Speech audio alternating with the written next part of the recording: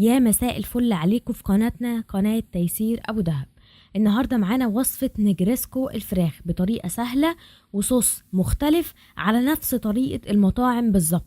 طيب عشان تعرفي بتتعمل ازاي كملي الفيديو لحد الآخر، بس قبل ما تكملي الفيديو ما تنسيش تفعلي جرس الاشتراك وتشتركي في القناة عشان يوصلك كل جديد على قناتنا قناة تيسير أبو دهب. أول حاجة هبتدي أحضر حشوة الفراخ. معايا نص كيلو من صدور الفراخ متقطعة شرايح، هضيف عليها التوابل، ومعايا معلقة صغيرة من الملح، وعليهم نص معلقة صغيرة من الفلفل الأسود الناعم، وعليهم معلقة من البابريكا، معلقة صغيرة هي اللي بعير بيها التوابل، وهضيف عليهم معلقتين كبار من الزيت، وابتدي اقلب المكونات كويس جدا لحد ما الفراخ تمتص التوابل بالطريقة دي وتتوزع كلها مع بعضها. هبتدي اجيب طاسة اضيف فيها معلقة كبيرة من الزيت وعليهم مكعبين من الزبدة، استنى تدوب، وبعد ما تدوب هبتدي اضيف الفراخ، كل كمية الفراخ اللي عندي، وابتدي اقلب الفراخ لحد ما المية تنشف خالص، وانتي هتلاحظي الفرق، لونها هيبيض كده مع التقليب زي ما انتي عارفة وزي ما انتي متعودة معايا كده. مية الفراخ نشفت بتاعة التتبيلة كده، بقت جاهزة معايا عشان ابتدي اضيف عليها بصلاية متقطعة قطع صغيرة، مقشراها وغسلها كويس ومقطعاها قطع صغيرة، ابتدي اضيفها على الفراخ، واكون مجهزة من كل حباية فلفل الوان نص حباية اقطعها شرايح، ضفتهم على الفراخ والبصل، ابتدي اقلب كده اشوحهم مع بعض. بعد كده هبتدي اضيف معلقة صغيرة من بهارات الفراخ، وبعد كده اقلب لمدة 5 دقايق بحيث ان البصلاية والفلفل يتبلوا ويتشوحوا مع الفراخ ويستووا مع بعض. كده الحشوة بقت جاهزة وتمام التمام.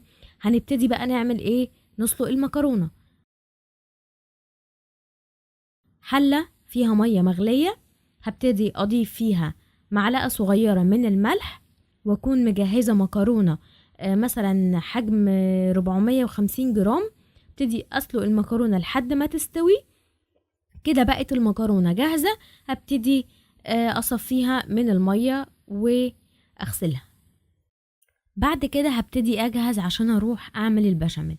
معايا 3 مكعبات من الزبدة، هضيف عليهم معلقتين كبار من الزيت، اي نوع زيت تحبيه، وهجهز 5 معالق كبار من الدقيق عشان الدقيق من غير بشاميل ما ينفعش. هبتدي اقلب على نار هادية لحد ما اللون يبقى ذهبي او ريحة البشاميل تطلع معاكي.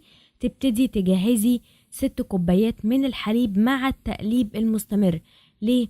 عشان خاطر ما يكلكعش معاكي، هيبقى بنفس الطريقة دي لو انتي استمريتي بالتقليب مش هيكلكع معاكي الدقيق. هبتدي اضيف عليهم 3 معالق كبار من الجبنة الكريمي او 3 معالق كبار من القشطة مع التقليب، طبعا مع التقليب المستمر. قلبت كويس ودابوا مع بعض والدنيا جميلة.